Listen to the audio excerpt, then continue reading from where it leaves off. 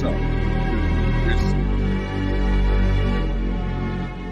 this Too Raw for TV.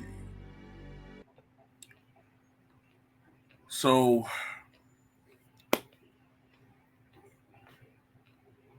the attempted rewriting of history and the marginalization of great players from the past or semi-past. The guys are still playing, I guess, but sometimes I think certain grievances some guys may have for certain players, I don't know, maybe they rubbed them the wrong way and they're using their bully pulpit to try to rewrite history. I don't know what it is, but oh boy, I tell you, Stephen A. Smith is an agent of chaos when it comes to what he's attempting right now. Like we already saw, but this is a dude that said once before. We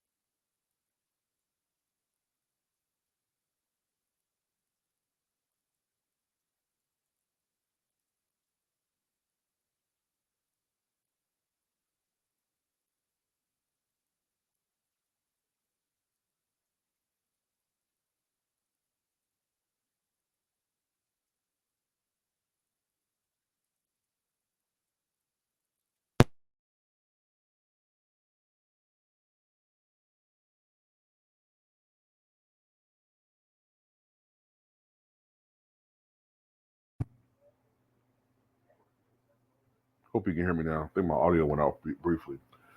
But it's true that for a 3 year stretch, the Raptors could not get past the Cavaliers, right? So yeah, you could say, well, if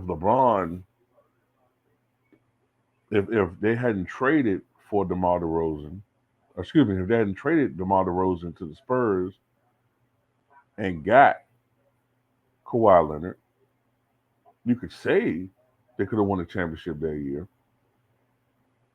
But the evidence doesn't really support that. And I'll tell you why.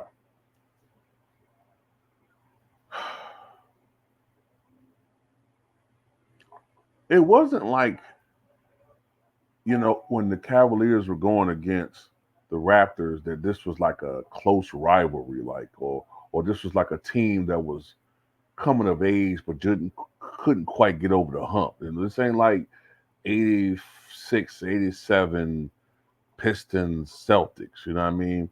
This ain't 89, 90 Pistons Bulls, where the Bulls were the only team to kind of like really give the Pistons a run for their money. You know what I mean? Like for instance, in '89 playoffs, the Pistons went 15-2.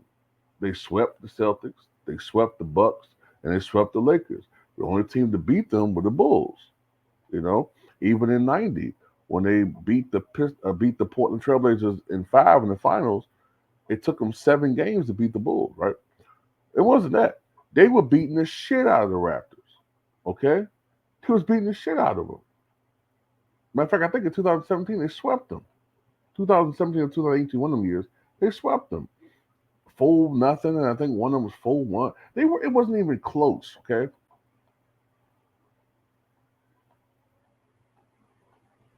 Not to mention the fact that DeMar DeRozan and Kyle Lowry back then, but DeMar DeRozan still to this day with the Bulls, phenomenal regular season performer. Absolutely. The playoffs, I don't know what it is, but DeMar DeRozan, his level of play becomes extremely inconsistent in the postseason. Even within the parameters of a game, he goes up and down in the postseason. I don't know what it is. Look, regular season shoots 47% from the floor for his career, about 30% from three, although in recent years it's been more around 34, 35%.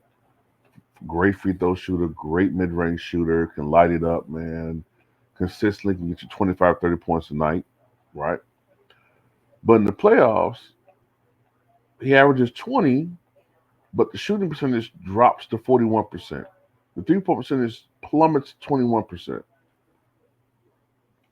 By comparison, a healthy Kawhi Leonard, a healthy Kawhi Leonard, a healthy Kawhi Leonard was making was getting comparisons to Michael Jordan, at least the older Jordan, Michael Jordan, and they weren't cap in that playoff run. Okay, he was carrying that ball club for extended periods of time in series. He was carrying them in the Philadelphia series. DeMar DeRozan has not shown an ability, especially in the postseason, to carry ball clubs like that. Okay,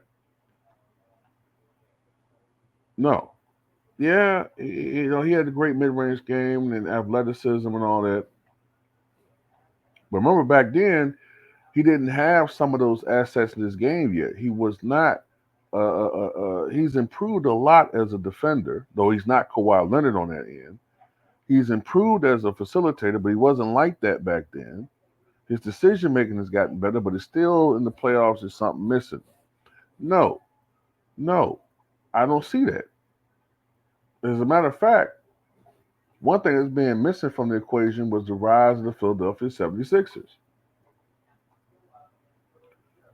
Remember, with Kawhi Leonard, it took I don't want to say miracle, but it took an improbable last second basket for them to get over the hump to beat them. You're fucking trying to tell me DeMar DeRozan with Kyle Lowry would have beaten that Sixers team? That Sixers team, that's the one that had Jimmy Butler, if I'm not mistaken, correct? They would have beaten them. They would have beaten them, right? They would have beaten that young team with Joel Embiid, Jimmy Butler, and Ben Simmons before he stopped giving a fuck.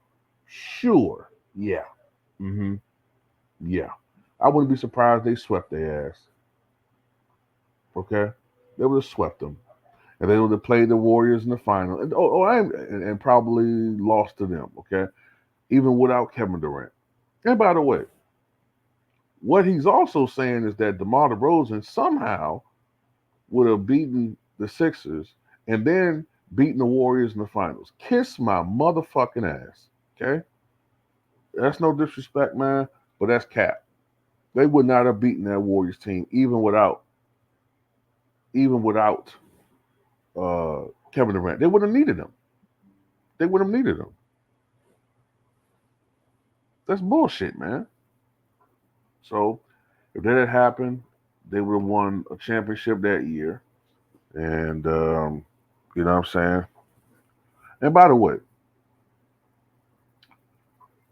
as great a mid-range shooter as DeMar DeRozan is there really anything that he does better than Kawhi Leonard?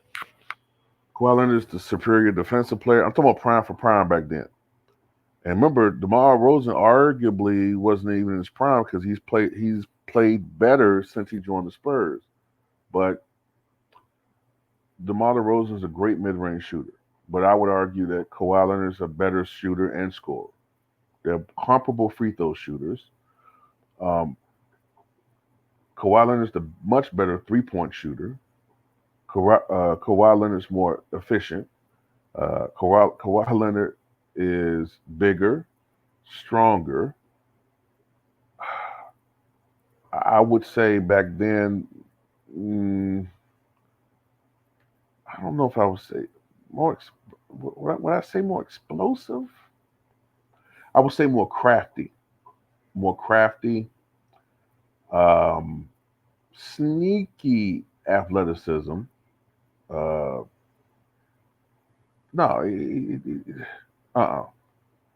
no, I don't see it, y'all.